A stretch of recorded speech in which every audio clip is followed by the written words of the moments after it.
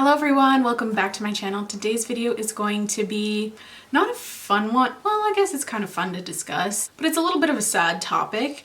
Today we are going to be talking about Bite Beauty shutting its doors. Bite Beauty recently announced that they will be closing, and I kind of wanted to discuss why, because I know a lot of people in the beauty community are not surprised, and I just kind of wanted to discuss, the history of Bite and kind of, the steps that they took and the business decisions they made that could have led to their downfall and why they had to close their doors, and some external factors as well. So yeah, it's gonna be a fun video because I think it's interesting to look at brands kind of through this lens a little bit, but it's not really a fun topic because, people's livelihoods are affected, and a company shutting down is most often not a good thing, And I feel really bad for all of the people who could potentially lose their jobs because of this.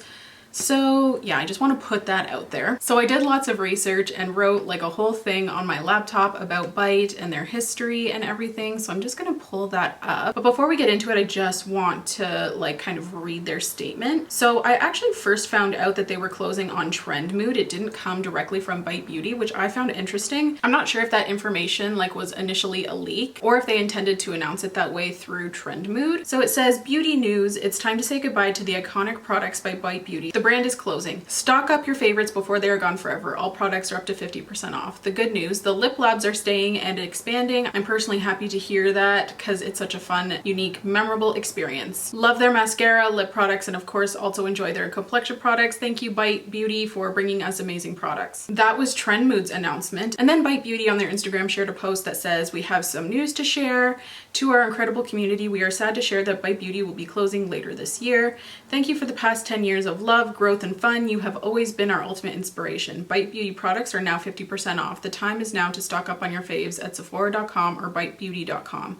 Lip Lab. The good news, with 9 locations and more on the way, Lip Lab, our custom lipstick experience, isn't going anywhere. Stay tuned for more exciting news to come. So Bite Beauty officially announced that 22 hours ago. So what's the date today? May 17th. So May 16th they announced it. So I just kind of wanted to go through some history of Bite and talk about some business moves they made and, some mistakes in my view that they made. So yeah, let's just get into it. So Bite Beauty was founded in 2011 in Toronto, which I'm from the Greater Toronto area, so I always really liked to support Bite because they were so local to me. They launched in 2012 in partnership with Sephora, and they were sold to the parent company Kendo Brands in 2014. Kendo Brands is a parent company that owns Fenty Beauty, KVD Beauty, I know Bite Beauty, not anymore, I guess, Ulla Hendrickson. So initially they launched exclusively lip products, and they did this for quite a while. So they did start in 2012, and they didn't launch anything but lip products for 8 years. Their lip products were made from edible and clean ingredients, and this was in 2012, kind of before the shift to clean beauty. And it was one of the first mainstream beauty brands that advertised being clean. The lip products were made from edible ingredients. It was based off the statistic that women eat about 9 pounds of lipstick in their lifetime. And then they launched the Lip Labs in 2013. And if you're not aware, Lip Lab is a place where you can go to customize a lipstick in Bite's formula.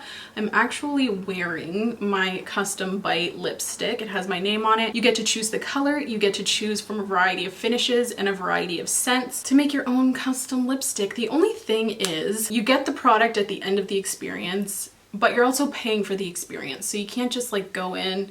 Well, I'm sure you could just go in and get one made. I don't know if that's possible, but the experience itself is $70. So you're basically paying $70 for the lipstick and the experience, which is quite pricey, honestly, if you're just in it to get a lipstick. I don't know what the price was when they launched back in 2013, but I know now that it's $70 Canadian. So they launched a bunch of lip products, and they were fairly popular and pretty talked about among the beauty community. And then they launched their Amuse Bouche lipsticks in 2016. So I feel like they were pretty well talked about with their, matte lip crayon things, the ones that twisted up. They had a lot of solid lip products, but none of them really stick out to me until the Amuse Bouche lipsticks, and that was in 2016, I believe, that they were launched. That's the first time I could find reviews on those lipsticks, and those were highly raved about. And I think it's important to note that that was at the height of beauty YouTube. The beauty industry was really booming. Everyone was still kind of in that collector mentality where they were, you know, consuming all of the products that were launching. And I also believe that in 2016, the Agave lip mask was launched, which is huge for them, a huge seller, and it's really important to why I think they've had to close their doors. It's important to note that the original lip mask contained lanolin, and lanolin is a wax produced by sheep as a protective barrier for their wool. So again, lip mask, highly raved about in 2016, and that is the height of beauty YouTube. So I think that that height of beauty YouTube, people are talking about it, people are buzzing about the Agave lip masks, you know, everyone's buying it, myself included. I personally, like, I really did like the product, but I kind of felt like it smelled like burnt tires. And like whenever I said that to anybody, they were like, that's weird, you're just nuts. So I think it might have been just me. So I wasn't a fan of the scent, but the product itself was really good. Another product that stands out in my mind were the French press lip glosses, which were like a coffee infused gloss. Those were also highly raved about, and I personally love the shade Flat White, but I had to get rid of it because it started to smell funky and go off on me. Yeah, so from 2016 to 2019, like the height of beauty YouTube, they were really an it brand, especially for lip products, because that's basically all they sold. First brand that I would recommend to somebody if they were looking for a lipstick would be Bite Beauty. Hands down, no question about it. They had such a wide color range. The Amuse-Bouche formula was so good. Their lip care line, the lip scrub, I'm not huge into lip scrubs, but I know their lip scrub was very popular. Their lip balm and then their lip mask was like the big time seller. And then came late 2019 where their products started going on sale. Actually, not even a lot, like they would just stay on the Sephora sale page, which I found interesting, and I was like, what's going on? And then around November of 2019, they announced that they were going to be reformulating to be completely vegan, which I don't actually think was a bad move because clean beauty was becoming much more popular around that time, but a lot of people were also being more conscious of using animal products in their beauty routines. Sephora now has a search tool on their website where you can search for specifically vegan products, and it was becoming more popular for the time, and honestly, I think it still is. I think in theory, if done properly, this would have been a really good business move for them. However, it didn't really work out in their favor, and again, I will tell you why I think that is. But as we progress, a lot of people are, you know, very aware and becoming more so aware of the ingredients that are in makeup products and are trying to be more conscious about the products that they buy and, you know, their environmental impact, ingredients like animal testing, all that kind of thing. So I don't think it was a bad business move per se, but I do think that the way it was executed kind of did lead to their downfall. So then when they relaunched in early 2020, they relaunched with complexion. Interesting, right? So they relaunched with complexion in early 2020. Remember, they only released specifically lip products since 2012, and then all of a sudden they're relaunching with complexion. So they launched the Changemaker Micellar collection, which was kind of off-brand and I think threw a lot of people off. It was a big buzz. Like a lot of people were talking about it because it was something brand new from the brand that even conceptually, not just brand new products, but just a brand new concept for them. And I think that came with like a foundation, a primer, powder foundation, I want to say. There's probably more, but I don't remember what else. So I think fans of the brand that were fans specifically for their lipsticks were really confused and less likely to purchase this product, as complexion was something that Bite wasn't really known for. And I don't think it was a great move, and they probably should have started their relaunch with their lipstick formula, their new vegan lipstick formula. And also another thing, I think that venturing out of lip products and into complexion was done far too late. I think that had they done this again at the height of beauty YouTube in 2017, even if they had done it a couple years earlier, I know that, you know, the formulas were in the works for 3 years, I think they claimed, but I think had they just hustled that along a little bit quicker,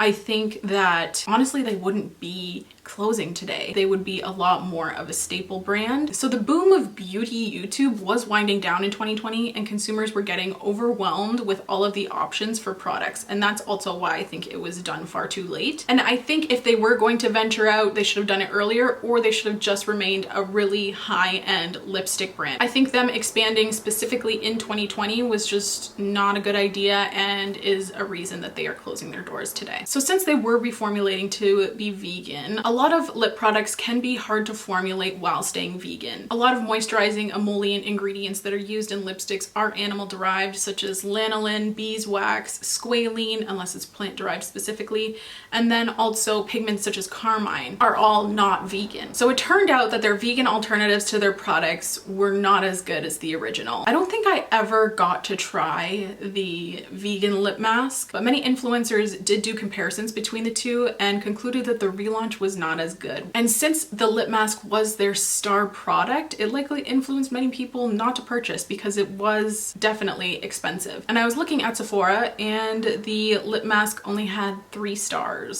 So obviously the consumers shared that opinion that the first version of the lip mask was more popular. Furthermore, before their relaunch, there were complaints about the packaging. I know there was an issue with the cap and it leaking, and there was also issues with the tube kind of like breaking open a little bit, and Bite failed to correct that in their new packaging. So I think that also didn't really help. And I was reading a blog post from Temptalia. I'll link it down below, or can I link things that aren't YouTube videos in the cards? If so, I'll link it in the cards. Temptalia wrote a fantastic blog post about this, and I did get some of her points from there, so this is one of them. She brought up a good point that the Laneige sleeping masks were a rising vegan option. Laneige is not cruelty-free, however, but if people are just looking for something without animal-derived ingredients, the lip sleeping mask is really nice. I have tried it because I didn't realize Laneige wasn't cruelty-free, so I have tried a sample of it, and it is quite good. And smells better in my opinion. The berry one smells like bubblegum, and they have a bunch of new scents now, which makes it more fun. And I would say that they definitely did similar things. The original raved about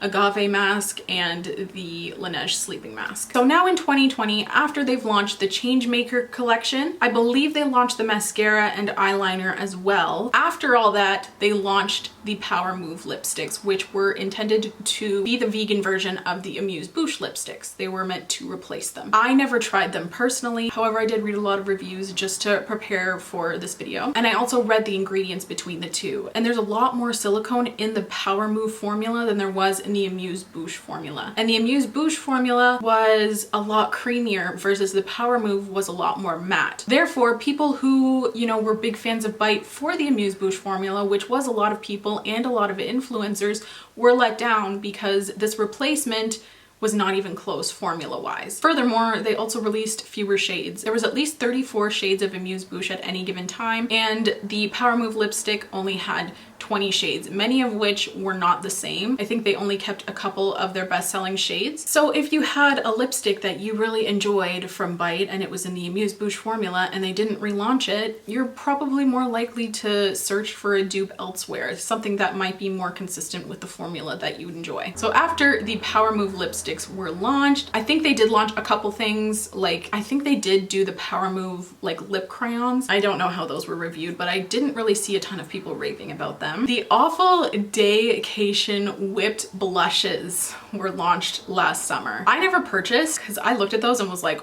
what the hell is that? They did a good job in the sense that cream whipped formulas were really in at the time, but the packaging looked really quite unappealing. With the lid off, like the little tube looked like little penises to me. They looked like tiny penises, the dispenser, it just did. And the actual formula looked frosty and unflattering in swatches to me personally. This is just my opinion, but they were very reminiscent to me of like an early 2000s like frosty pink lipstick that you look back at now and you're like, oh no, you know what I mean? They looked like that, but for the cheeks. And I also heard that they were patchy and not long wearing, so on top of them being not an aesthetically pleasing color and the packaging being a whole thing, like they definitely took a risk with that one. It wasn't even really a good product. The only product from their relaunch that I've actually heard really good things about was their mascara. I shared the news on my story that Bite was closing their doors, and a lot of people replied to me saying they were upset because they loved their mascara, and that was the only message that I got about products that people would actually miss. And I talk about this a lot on my Instagram story because, again, the beauty industry seems to come